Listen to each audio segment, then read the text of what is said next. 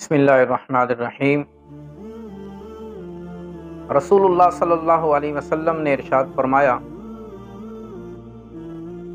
कि यहूद व नसारा 72 फ़िरक़ों में बँट गए और मेरी उम्मत 73 फ़िरक़ों में बँट जाएगी। कुल्लुहुम फिन्नार इल्ला मिल्लतन वाहिदा। फरमाया सब दोज़खी होंगे सिवाय एक जमात के। तो सहाबाए किराम रिज़वानुल्लाह अलैहिम अजमाइन ने अर्ज़ की, या रसूल अल्लाह वो कौन सी है? तो हुज़ूर अलैहिस्सलाम ने फरमाया, मा अना अलैहि व अस्हाबी, जिस तरीके पर मैं हूँ और मेरे सहाबा हैं, बस निजात याफ्ता वही जमात है, बाकी सब जहन्नम में जाएंगे। अब ये जो तिरमिज़ी शरीफ की हदीस है, इसकी रोशनी में ये वाज़ेह हो जाता है कि हुज़ूर अलैहिस्सलातु वस्सलाम ने ये इरशाद फरमाया कि मेरी उम्मत के अंदर भी फ़िरके होंगे, गिरोह हो जाएंगे, लेकिन फरमाया कि एक जमात ही हमेशा निजात पर रहेगी और जन्नती गिरोह कहलाएगी। अब इसके बारे में मज़ीद सबूत के तौर पर इमाम मोहम्मद बिन अब्दुल करीम शाहरिस्तानी रहमतुल्लाह अलैह की किताब अल मिलन वन नहल सफ़ा नंबर 19 पर हदीस लाए हैं कि रसूलुल्लाह सल्लल्लाहु अलैहि वसल्लम ने इरशाद फरमाया, सतफ्तरिकु उम्मती अला सलासिम व सबईना फ़िरक़ा। अनकरीब मेरी उम्मत 73 फ़िरक़ों में बँट जाएगी। अन्नाजियतु मिन्हा वाहिदा, उनमें से निजात याफ्ता जमात सिर्फ एक है। वल बाक़ून हलक़ी, और बाकी सब हलाकत में पड़ जाएंगे। क़ीला व मनिन नाजिया, सहाबाए किराम ने अर्ज़ की, या रसूलल्लाह सल्लल्लाहु अलैहि वसल्लम, निजात याफ्ता जमात कौन सी है? तो हुज़ूर अलैहिस्सलाम ने इरशाद फरमाया, अहलुस सुन्नत वल जमाअह, अहले सुन्नत व जमात। और यही मा अना अलैहि व अस्हाबी का तर्जुमा है। हुज़ूर ने फरमाया जिस तरीके पर मैं हूँ, यानी अहले सुन्नत जो हुज़ूर के तरीके वाले, और वल जमात जमात सहाबा के तरीके वाले, और मा अना अलैहि व अस्हाबी का भी यही मतलब है कि जिस तरीके पर मैं हूँ या जिस तरीके पर मेरी जमात सहाबा है। तो इससे पता ये चलता है कि अहले सुन्नत व जमात ही मज़हब और जमात हक है। और फरमाया, क़ीला मनिन सुन्नत वल जमा, सहाबाए किराम ने फिर अर्ज़ की, या रसूलल्लाह सल्लल्लाहु अलैहि वसल्लम, अहले सुन्नत व जमात कौन है, इसकी पहचान क्या है?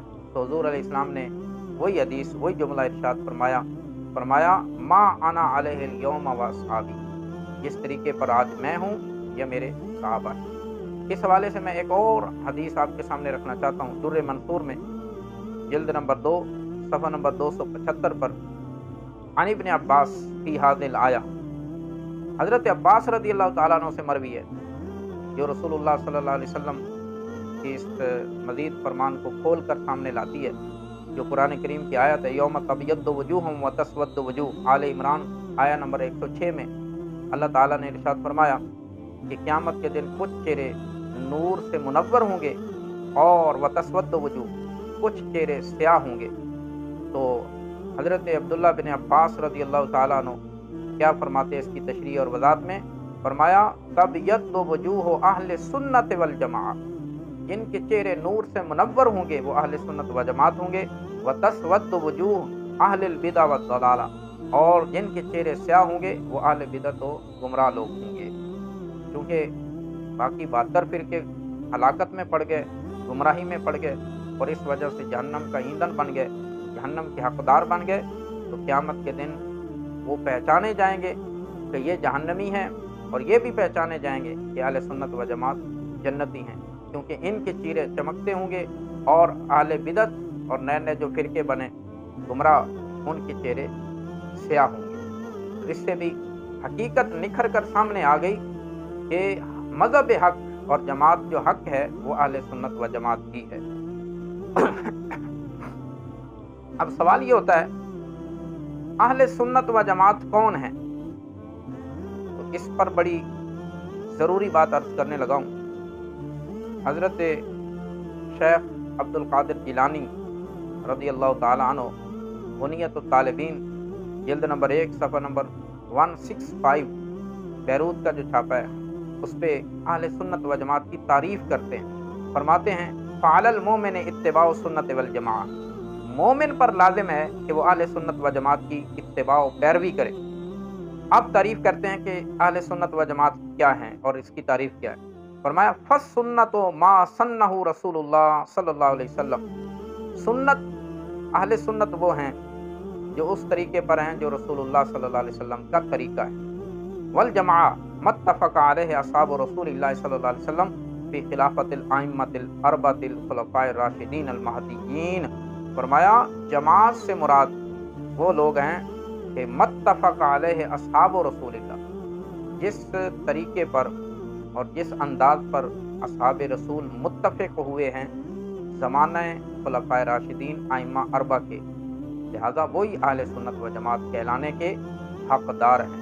جو حضور کی سنت کے انکاری ہیں، حدیث کے انکاری ہیں، وہ بھی اس سے خارج، اور جو خلفائے راشدین کے انکاری ہیں یا ان کے طریقے کو چھوڑ چکے ہیں وہ بھی اہل سنت و جماعت نہیں ہو سکتے۔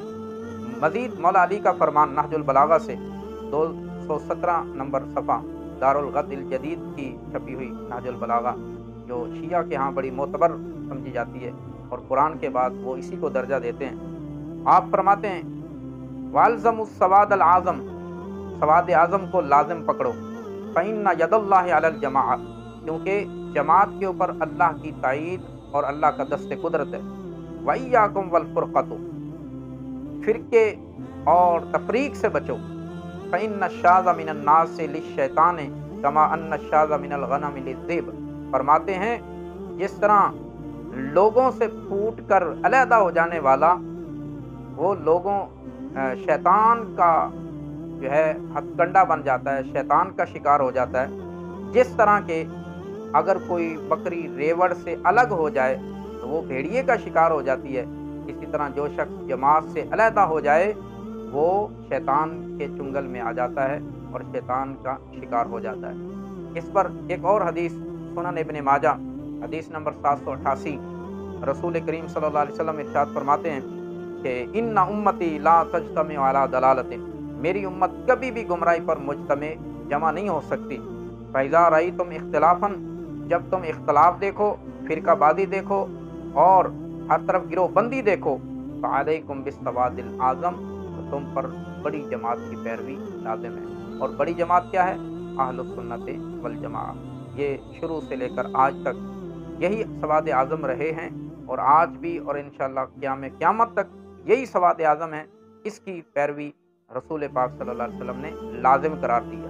مزید اس کو میں واضح کرتا چلوں، اہل سنت و جماعت وہی ہیں ہندوستان پاکستان کے اندر جو حضرت امام ربانی مجدد الفسانی کے افکار کے پیروکار ہیں، جو شیخ محقق شیخ عبدالحق محدث دہلوی رحمۃ اللہ علیہ کے نظریات کے پیروکار ہیں، اور جو حضرت سراج الہند شاہ عبدالعزیز محدث دہلوی کے افکار و نظریات کی پیروی کرتے ہیں، اور جو اعلیٰ حضرت امام احمد رضا محدث بریلوی رحمۃ اللہ علیہ کے افکار و نظریات کی پیروی کرتے ہیں، وہی اہل سنت و جماعت ہے، کیونکہ ان کے افکار و نظریات بالکل وہی ہیں جو 1400 سالہ علماء امت، مجتہدین، فقہاء اور محدثین اور صوفیاء کرام کے افکار و نظریات ہیں۔ اور یہی افکار و نظریات شیخ عبد القادر جیلانی کے ہیں، حافظ بدر الدین عینی کے ہیں، اور حافظ ابن حجر عسقلانی کے ہیں، اور امام اعظم ابو حنیفہ کے ہیں، امام شافعی، امام احمد بن حنبل اور امام مالک کے ہیں، اور اوپر چلے جائیں تو یہی افکار و نظریات امام زین العابدین کے ہیں، اور یہی افکار و نظریات حضرت سیدنا امام علی مقام امام حسین کے ہیں۔ کیوں؟ یہاں پر میں ایک اور حوالہ دیتا چلوں، حضرت امام حسین رضی اللہ تعالیٰ عنہ نے میدان کربلا میں جب یزیدیوں اور کوفیوں کو آخری خطبہ ارشاد فرمایا تو وہاں یہ جملہ بھی ارشاد فرمایا، الکامل ابن اسیر کے اندر یہ چیز موجود ہے جو آپ نے آخری خطبہ ارشاد فرمایا، جلد نمبر 3 صفحہ نمبر 419، الکامل ابن اسیر جزری کی جو بیروت سے چھپی ہے۔ فرمایا اولم یبلغکم قول مستفید ان رسول اللہ صلی اللہ علیہ وسلم قال لی ولعقی، کیا تمہیں حضور علیہ الصلوۃ والسلام کا یہ قول مبارک نہیں پہنچا کہ رسول اللہ صلی اللہ علیہ وسلم نے فرمایا تھا میرے اور میرے بھائی حسن کے بارے میں، انتما سیدہ شباب اہل الجنہ وقرۃ عین اہل السنہ، کہ تم دونوں جنتی جوانوں کے سردار ہو اور اہل السنہ کی آنکھوں کی ٹھنڈک ہو۔ تو یہی افکار و نظریات جو آج الحمدللہ ہمارے ہیں، یہی امام حسین نے انہی کا پرچار کیا، اور مولا علی المرتضیٰ رضی اللہ تعالیٰ عنہ، سیدنا صدیق اکبر، سیدنا فاروق اعظم رضی اللہ تعالیٰ عنہ اور اجلہ صحابہ کے جو افکار و نظریات تھے، وہی تابعین کے تھے، وہی تبع تابعین کے تھے، اور وہی ائمہ مجتہدین کے تھے، اور وہی صوفیاء کاملین کے تھے، اور وہی الحمدللہ آج ہمارے افکار و نظریات ہیں۔